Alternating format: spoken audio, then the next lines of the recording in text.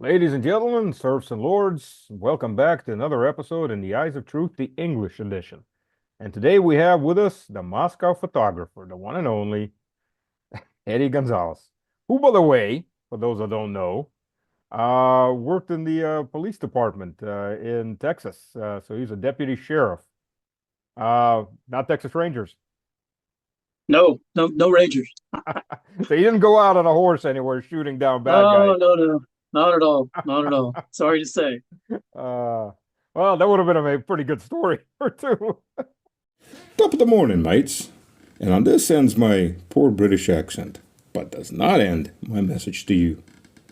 Are you less than thrilled to learn that asylum seekers in the UK have quadrupled in a year?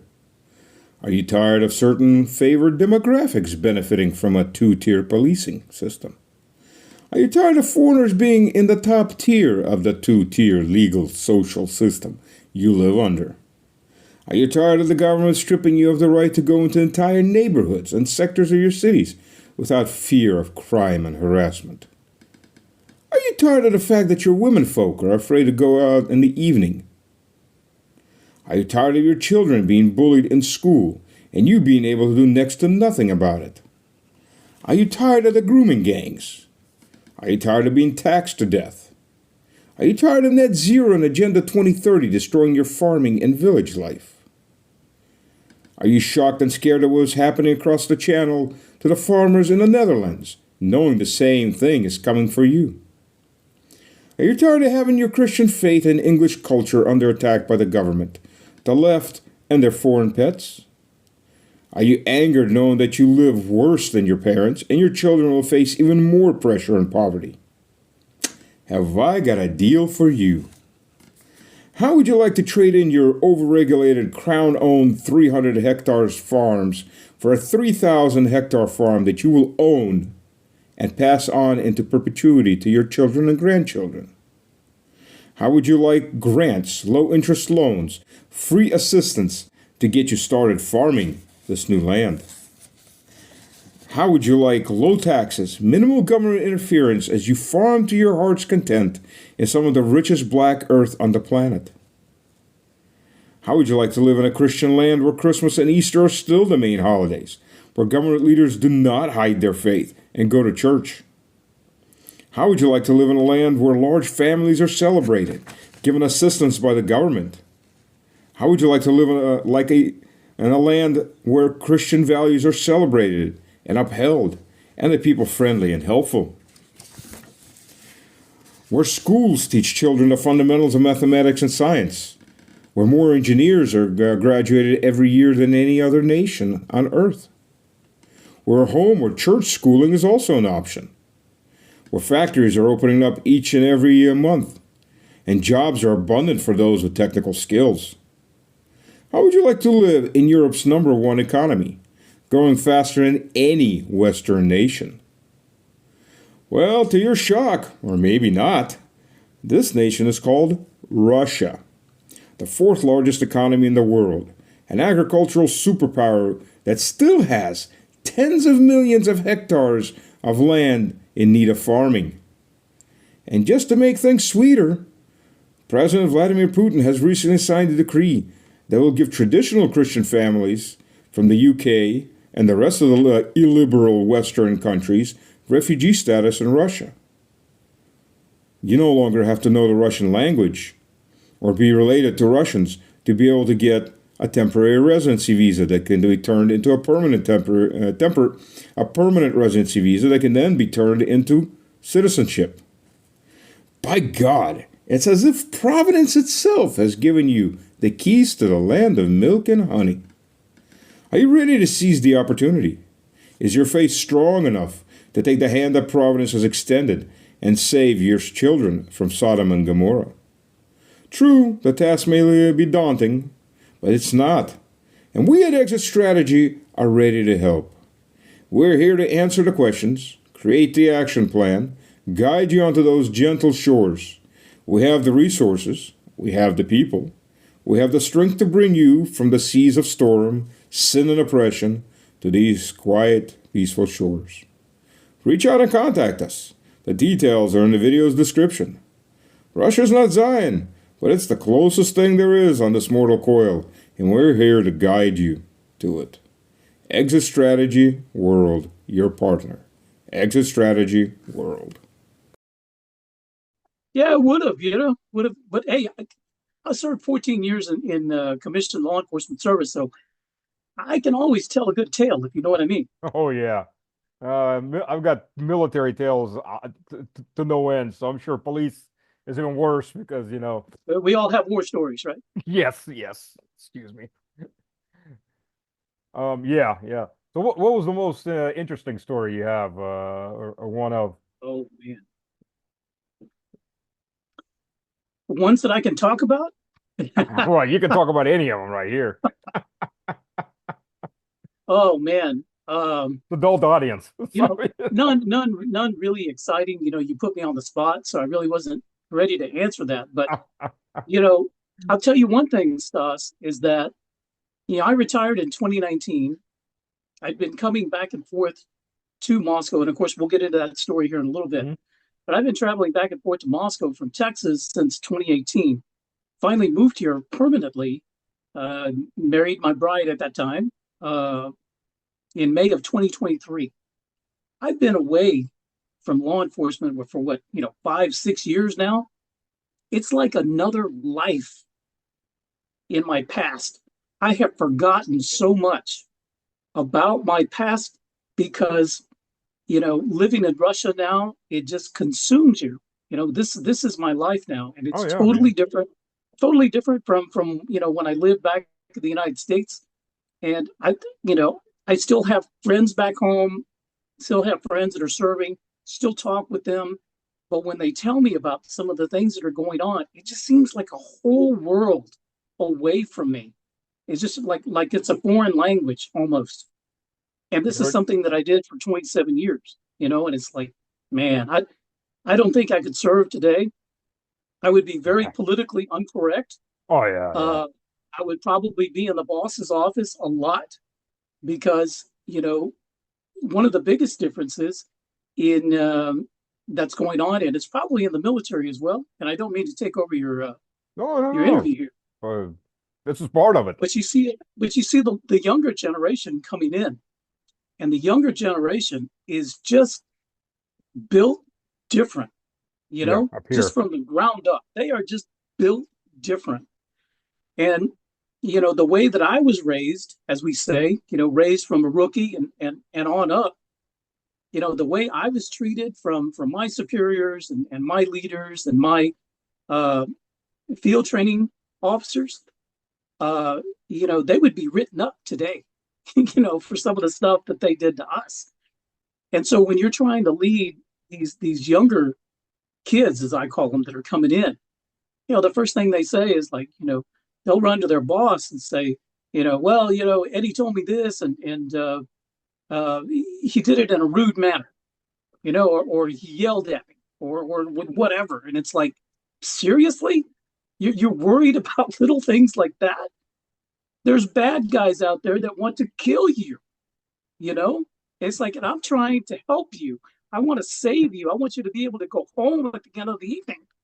One, and two, I don't want you to get in trouble with your boss. So I'm trying to help you. So anyway, this new generation, Oh, I'm hearing a lot from supervisors that they've got to handle them with kid gloves. They have to be careful with the way they talk to them, and it's like, you know what? If this is happening in law enforcement, it's probably happening in the military as well. oh, it is. And it's like, that is no way to protect a nation. That's no way to protect a community. And I got things to say about that, but yeah, I mean, I haven't, and these are things I hadn't thought about 5 or 6 years until you brought it up right now, Stas. Well, I'll tell you this. I mean, you were protecting the nation. The U.S. military does not protect the United States. It hasn't since World War II, and questionably in World War II. It hasn't protected the United States since World War II. Vietnam, Korea, all of this was never about protecting the U.S. Nothing over the last 30 years. 251 instances of use of military force around the world by the United States, and that's according to a congressional report. 486, if I remember correctly, since 1789. Wow. How many declarations of war were there? 11. I mean, this could be anything from a squad to a division to a full army. But and full armies like the Iraq War, which is officially not a war. Vietnam was not a war. North Korea or the Korean War wasn't a war. None of this was officially a war. So, but yeah, you're right. And I already saw it when I was leaving in 2000, when I left in 2004. We already saw that because the emphasis was switched over into numbers, numbers, numbers, numbers. I mean, I had a colonel chewing out my commander when I was a senior lieutenant, and I was second time I was commanding a platoon. Uh, Rare thing like that, but I had an opportunity, so I said, yeah, sure. And I walked into to get my notebook, and the commander there is chewing out the lieutenant colonel's chewing out my captain because, and the captain's looking at me. I'm behind. He's like rolling his eyes up, like, fuck. And then I got the same thing when I was a captain many years later, because I was an instructor last year and a half. I was in the guard after active duty and all, and I was an instructor at a military academy at Fort Bragg, Green to Gold, sergeants who wanted to become lieutenants, and we always got the shit people because it was voluntary. It was enforced voluntary, so they had to get people to. Suppose they're going to send the best sergeants, right? But all these battalions are constantly being deployed or getting ready for deployment. No battalion commander is going to send his best sergeants, but he's got to fill a quota, so he sends the shit bags. And we can't get rid of the shit bags because the colonel who's running the academy is all about numbers. You see, that happens in law enforcement a lot. My cat is trying to join the conversation here as well. Bring But him that in. happens Let's in see law him. enforcement a lot as well. Yeah. So you've got slots that you need to fill, either for training or for something else. And of course, you're not going to send your best, or you're going to send the problem child Yeah. because they're a problem child. You want to give them to somebody else. Yeah. And the whole system is just dysfunctional and it just doesn't work. And that problem child is going to come back sooner or later. Like these sergeants that we couldn't get rid of out of the academy because numbers and they're shitbags, but they're going to come back as lieutenants. Correct. So, and these I guess these battalion commanders are thinking, I'll be gone by the time this guy gets back. It'll be somebody else's problem. You know? So Crazy, crazy, crazy. yeah. So if the U.S. Army ever has to go up against the Russian Army, yeah, boys, you're gonna learn a new level of hurt that you're not prepared for. Not psychologically, not anything. Because I mean, the U.S. Army is everything I've seen is a shitbag outfit right now. 20% obesity rate. That was a milestone. That year before was 16. When I served, it wasn't even a 1. Yeah, those are significant issues. Those are significant problems. But like I said, where do you get your army from? From the population. Right. Where do you get your law enforcement officers from? From the same population. Okay. So as our population is, that's what you're going to see in the military. That's what you're going to see in law enforcement. Right now, I mean, I see YouTube videos all day long. I can sit there and watch from law enforcement that have been called out for violations of civil rights and just stupid mistakes that you're saying, like, how can you strap a gun and wear a badge and go out and try to protect the people when you're sitting there violating their rights left and right? Yeah, it's really, really bad in America. Oh yeah. Do you tell your friends about how it is in Russia? You know, Not that most of them will I've believe talked it. to them. You know, a lot of them, when I go back, I remember the first time I came to Moscow, which was 2018, and when I was still working. And when I went back to work, a lot of my coworkers asked me, said, "Hey, did you get harassed by the police? Did they stop? Did they, they ask you questions? Did they want to see your papers?" And I was like, I saw police. I never had any interactions with them. I mean, none, And there's like, really? I was like, yeah, none. They didn't come and ask you, why are you here? No, I could care less, it's because I'm walking down the street. So the perception, is that Russia is still I don't know what, just a big monster state, that they just don't understand. And that was one of the reasons that I created my channel, Moscow Photographer, was just to show ordinary life. It's just that everything that you've been fed by the propaganda machine, by Hollywood, which is where people kind of build their own perceptions, is through the media and Hollywood. Russia is always, the big drunk Slavic guy, vodka, and the mean babushkas, chasing after you. It's just not like that. No, And no. so I do my best to just show just ordinary life and just how wonderful, how calm, how safe it is here. And yeah, love it. I had a guy online insult me. Well, attempt to insult me. Guy from Illinois who the best comment he could come up with is, "Listen, you commie." I'm like, boy, news travels slow in your edge of the woods, doesn't it? And then like, I don't know, 33 years since the communists are Yeah, yeah. gone, but hey, who's counting? By the way, I'm a free market monarchist. But other than that, like, frick, I've heard that. I seriously, that's was the talking. worst you could come up with? I was on a plane back in the States somewhere. I can't remember where I was going. I was having a conversation with there's an older lady. She's probably, I don't know, late 70s, early 80s. We were traveling together, sitting next to her, having a conversation. And so she said, the conversation came up that I had been in Russia several times. And she goes, Russia? She goes, what's it like, being in a communist country? And I was like, well, they haven't been communist since 1991. So I wouldn't know. I wasn't there. You can forgive somebody who's in their 70s or 80s, spent half their life, oh, the communists, Yeah, yeah, the Reds are coming.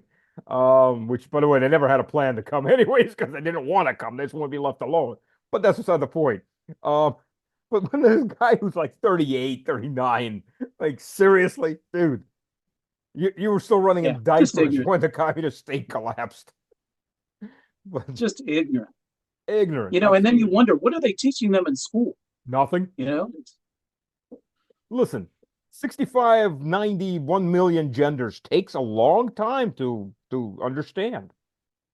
And the matrix of how they integrate and the 59,000 different forms of pronouns. I mean, that's a lot of effort. yeah. Oh, and I don't then, know. I think the U.S. is, the school system in the U.S. is doing a great job in creating more knuckleheads that are not, they're just not, they're survival just not the capable. best that America can produce. We're Yeah. lagging behind. Of course, I'm here in Moscow, walk around a lot. You can go to the malls, you can go anywhere, and I see groups of young Russians, young kids, anywhere from maybe 16 to 22 years of age. And I can just tell they are more mature at that age than our counterparts in America, for Oh the yeah. most part. They can have an adult conversation with you. They are very respectful, and I don't see that a lot from our kids back in the States. And so there is a big difference between the way Russians are being raised and how Americans and kids are being raised at the same, those within the same age group. If the best way to think, and you'll be able to relate to this, the best way to describe it to an American is the way kids in America are raised in the 80s and 70s. You got a problem, suck it up. Drive on, Francis, suck it up, deal with it. That's what I teach my Walk kids. it off, go You run around. got an emotional problem, go talk to a priest. It's called confession, or yeah. Other than Yeah, that, yeah. deal with it. No safe corners, no freaking snowflake crap. So yeah, I think most American youth couldn't handle Russia. They couldn't handle Hungary or Poland or Serbia or places like that. No, no, no, no. They really couldn't. And that's something that well, something we're going to talk about in a live stream that we've got Yeah, coming up. Yes, soon we as are. well. It's about that Right after attitude. this show. Yeah, and some people come with, you got to check that out. Check that attitude at the door because it will not fly here. Yeah, Yeah. Oh, yeah, yeah. And the beta male thing doesn't work. Women actually expect you to be a male and act like a male. absolutely, You know, absolutely. yeah, there was an article I read the other day. There was a video attached to it too, and it just drove me nuts. Um, this guy gets on a bus and he's playing Russian patriotic music on a little speaker.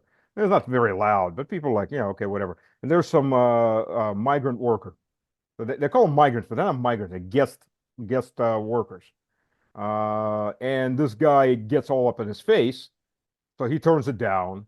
And then the guy pulls him off the bus, starts beating on him. And this guy's, and people are videotaping this, right? He's trying to protect him. None of the other guys on the bus got up to help him. Two grandmothers got in there and pulled him apart. And what really killed me at the end was the guy with the speaker that wouldn't file charges. This is in Moscow actually. Wouldn't file charges. It was a lot. This was a lesson for me. You know what? Being a rag. You know, no. I ran into something like that. About 7 years ago, at three Tajiks were walking in Goom, the giant Mhm. mall right across the Kremlin, and my wife was walking behind me, and at that point, so no, it was 9 years ago because my son wasn't born yet, and my three daughters were behind him, and one of the Tajiks, he was drunk, he spit, and it hit a little bit, hit my wife's leg, and she, in English, told me that, and he heard her say something, so he starts getting on her. I turned around, who the fuck are you talking to? And I'm right up in his face. He's taller than me. He's getting ready. He's looking like he's getting ready to fight. His buddies figured out I'm not backing off. This is going to be a fight right now. His buddies grabbed him and dragged him away because once you get in their right back in their faces, they're counting on you backing off. Like, I'm not going to back off. The fuck, I'm going to back off. You insulted my wife. I'm going to Right, right. If this is a beat down, it'll be a beat down. Maybe my beat down, but I'll go down fighting. That's and that and that's how most men are supposed to act. So when you see a guy like that, yeah, we do have some small amount of soy boys, unfortunately. But I use that as an example with my son. You don't do that. You fight back. You always fight back. For the general part, or it's not even the right word to say, but for the most part, I don't see that. I see a lot of. I like when you look at especially the young generation. I've got two young kids. Well, I say young kids. They're both young adults, 22 and 24. So I look at that same age group here in Russia, and guys look like guys, girls look like girls. You know, it, one or the other. There's nothing, not mixed in between. Yeah, you do see occasional one or two, all right, but it's not everywhere like it is back in the States. I used to own a pizzeria, and I had one of those things come in with long fingernails and hair and like that. He was looking for a job, and my two managers happened to be there, and a couple others, and they all like, Stanislav Mihailovich, if you hire him, we all quit. I'm like, I'm not gonna hire him. Are you kidding me? No. And yes, that'll go tick off everybody, all the snowflakes in the U.S. Well, sorry about that. Yeah, But that's how it that's right. is. Yeah, So, no great loss. so what brought you to Russia, the first time, anyways? Well, first, It's a big well, jump a for most woman. people in the U.S. Yeah, it is, and get my cat out of here. My cat wants to join this Well, conversation. let's see the cat. That's Well, the instant cat's cute. back. That's instant cute points. Here we go. Hey, Oh, let's just come here. Come here. This is a huge ass cat. Okay, we're talking about probably oh yeah, that's a big cat. uh, My cats are small. 9 kilos Yeah. here of cat. Woo, All that's right, a are big you cat. happy now? Okay, get down. Get out of here. It's a So cat that smacks you in the morning upside the head. You feel it. you feel, and when this guy doesn't want to move, he ain't gonna move.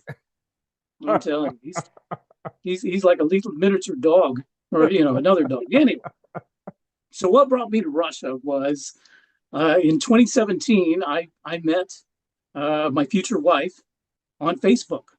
It's Oh, on a random Facebook group, and we started talking and developed a really cool relationship. I was single at the time. She was single, and it just got to the point to where I really want to meet you.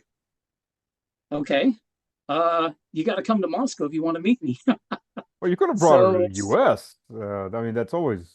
Well, she said no. well, Just come to Moscow. no, actually, that never even came up in the question. Okay, I'm the guy. I want to see her, so I'm going to her. It never came in. Never part of the question. So it just became a plan. An idea of planning. So about 6 months after I met her, I made a decision that I wanted to meet her in person. So started going through all the planning and making sure my passport was up to spec and had plenty of time and getting the Russian visa. And then right about that time, this was summer of 2018, there was the World Cup that was Hmm. going on here in Moscow. So I thought about coming in June, which was right in the middle of the World Cup. And my wife Vienna said, "Don't come in the middle of World Cup. It's going to be a madhouse here. This is not the time to come." So I came in August of 2018. I was here for about 12 days, and made long story short, fell in love with the girl, fell in love with the country and the people. And a few years later, yeah, here I am, married and in Moscow, Russia. There is a warning sign that should be written down on any ticket going to Russia. Um, you really have to be careful in Russia. You do, because there's a disease called Russification that Mm. happens, and it starts infecting people when they start arriving. It's in the air, I think. And a couple of years later, they don't remember the other language. They're only speaking Russian, and they've Russified. It's in the water. It's in the Yeah, water. in the air, in the water. Yeah. But the World Championship was a genius move because it wasn't just Moscow. It was, I think, 11 other cities or 11 cities in Right. total. And I remember reading the comments from the British and Facebook and other things. That was just out of curiosity from Brits that had come because if you remember in the US and in the UK there was just an entire campaign to tell you, oh, if you go there, they'll shoot you before you get off the plane. You're gonna get robbed, Right. raped, and murdered. And hopefully first murdered and then robbed, raped and robbed. Yeah, there's gangs walking around, and most of the English and the Americans didn't buy tickets. But the ones that did came and were showing photos, and the commentary that was from the British side, it was they lied to us. Oh my God, this is nothing like what we were told it was supposed to be. I wish I'd gone, and all this. It was just over and over the same thing. I was talking with a friend of mine I just met, uh, fellow from Texas, correction, from California. He's from the United States. Anyway, but he's living here in Moscow now, married to a Russian wife, A came to fellow that we Moscow both for the happen to first know. time. Say A again. fellow that we both happen to know. We don't happen to know. Not that guy. Not that guy. Who happens to be from California and lived in Texas Yeah, and is yeah, I was living in speaking Russia. California, but not that guy. Why, there's two of them like Yeah, that? there's another guy. Yeah, Oh my he came God. here for the first time. He came to the World Cup, Uh-huh. and he was telling me the same thing. He says, I came here. He goes at the time. He was a liberal in California. Okay, Are there any others? 2016. Check out this story. In 2016, he decided to leave the country, to leave the United States, because Donald Trump became president. Somebody Okay, actually did that? They all talk about it, but no, no, no, no. This guy, yeah, he's got another passport from another country, so he could also leave. Right, he was dual citizen. Anyway, so he's like, you know what? I'm out of here. So he was anti Donald Trump, anti Putin, the whole liberal thing, but decided to come here for 2018 for the World Cup. oh. He came here, and he's like, mine was blown. It's like, wow, this is nothing like what I expected. And uh, the Slavic women just softened this guy's heart. And then he started talking to them, and then they started talking to him about uh, Russian culture, Russian history, Russian politics. And he realized that everything that I'd been told in the United States about Russia was wrong. And then his egg cracked a little bit further, saying maybe everything they were saying about Donald Trump was wrong too, and all of that politics. And so it was a big red pill moment for him Wow. That's just to rare. come to Moscow. And so from there, he came back a few other times. He met his now present wife. He's now married, live here in Moscow, and yeah, just as happy as can be. Has no desire to go back to the States. That's rare to have that moment of epiphany, that big of a moment of epiphany. Exactly, exactly. I mean, to He had a go and big, say everything I've ever thought and believed like that has just all been wrong. That's huge. I mean, most people can't step over that. yeah. Well, that's when his egg started to crack, and then that crack just started leading to other cracks, and it just blew itself away. You know? Yeah. Wow. That's rare. I mean, that's like Apostle Paul rare, you know. Well, that he got struck by God, but that's a little more Bigger serious. hammer. Yeah, Yeah, bigger hammer. Snack the vision right out of his head. Yeah, that's wow. absolutely. So, what did your relatives have to say when you said, "Hey, I'm moving to Russia"? Because I know Well, my relatives were almost all here, but that's a different. I know what my friends said. well, I had proposed in 2020, and of course we had decided that we were going to live here in Moscow for many, many reasons. None of the reasons that I wanted to live in Moscow had anything to do with the decline of the United States, because it really, even though it had changed quite a bit, say in the last 10, 15 years, it didn't take a nosedive until the present regime that we have in Washington. That one just Yeah, cratered. yeah. But at that time, I mean, things weren't really that bad in the United States. I moved here because this is where my wife and I wanted to live. This is where we wanted to be. So, of course, I told my family, I was like, hey, guys, I proposed and I'm going to be moving. And they're like, okay. Where to? You What know, state? that was about it. It was like, okay, Uncle but at Eddie's that lost his time, mind. yeah. But at that time, there was, there's no COVID, there's no Right, SMO, right. there's just everything is just pretty calm. So it was not really such a big deal. And of course, my kids were thinking, well, Dad's gone to Russia 4 times and come back. I guess it's okay, right? It's not a bad thing. So my family didn't really freak out about it. What And then the other thing is that it took 3 years for me to actually make the move, because right after I proposed in January of 2020, we had COVID hit us in March, Yep. closed all world traveling. And then I came in February of 2022. I landed at Sheremetyevo on February 23rd. And we had booked a 1 week excursion to Egypt on leaving, I think, on March 1st. So I just come like a week before, then we're going to Egypt for a week and then coming back to Moscow. February 24th, Yeah. SMO. And Kaboom. not only SMO, the whole world just like took a shit when it came to Russia. They just like suddenly Russia is just bad. It's the most evil place. It's just terrible. About 4 days into SMO, I start getting messages from my friends and family back in the States. Eddie, you got to leave Russia, and you got to leave Russia right now. They are rounding up Americans. They're throwing them in jail. You're in danger. You need to leave right now. I'm like, what the hell are you talking What are about? you smoking? There's nothing going on here. Exactly. What are you smoking? So I tried to calm them down, and they were saying, no, no, no. We know that you're under pressure by propaganda and you can't speak out about the government. So we know Oh, you're just trying to pacify us, but you're in trouble. You're in trouble. You need to come back home. And I was like, I don't know what's going on. So then I started seeing what the State Department was putting out on their propaganda. And I was like, holy crap, this is something else. So it I really started was. taking I started taking my phone, and of course at this time I only had Facebook, and I started recording small little videos of just ordinary daily life. And slowly, my friends and family were starting to see, like, wow, Eddie's showing that it's very calm and peaceful there. There's not, he's having a great time. No You Gestapo know, on the he's going, streets.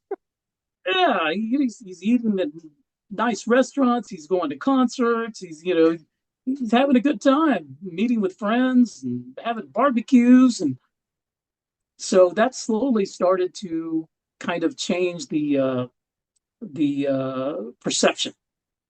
And when I started the YouTube channel, I just thought this would be a way to reach a larger audience and hopefully a worldwide audience where people I could just show just ordinary life Mm-hmm. in Russia.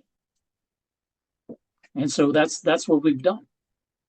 And you're And in doing a good addition job to of it. that, I'm sorry. And you're doing a good job of it. I've seen Thank you your so much. videos. I Yeah. appreciate it. I appreciate it. Yeah. And so I do have the Moscow Photographer channel, and I try not to be political on that channel, but there's sometimes when the fire just kind of breathes down inside of me and it just got to sound off. And so I created a podcast called the Sounding Off Podcast, where I do just let it all out when it comes to politics and it comes to geopolitics as well. And I have a weekly show that I try to do every Sunday night at 8 p.m.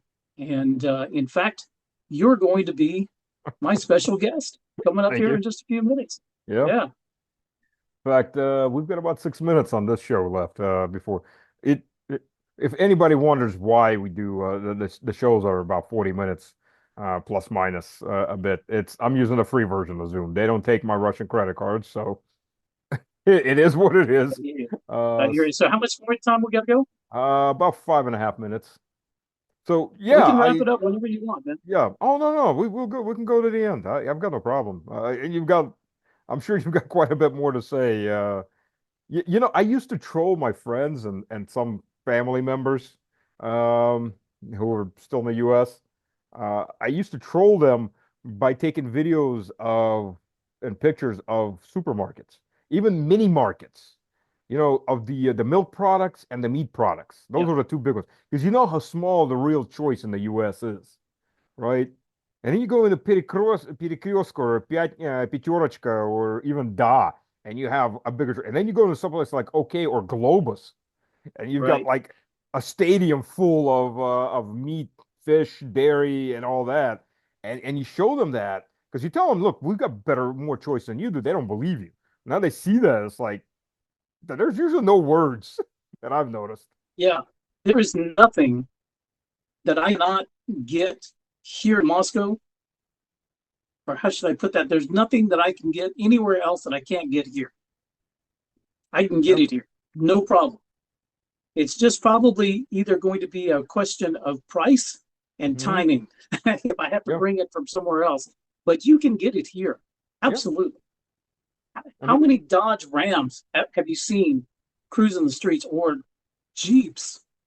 I mean, brand new Jeep Wranglers running around, and you're like, how the heck is that? well, looks like we lost Eddie. The internet decided to take a nosedive. Um, let's see, get him back on. Yep, here we go.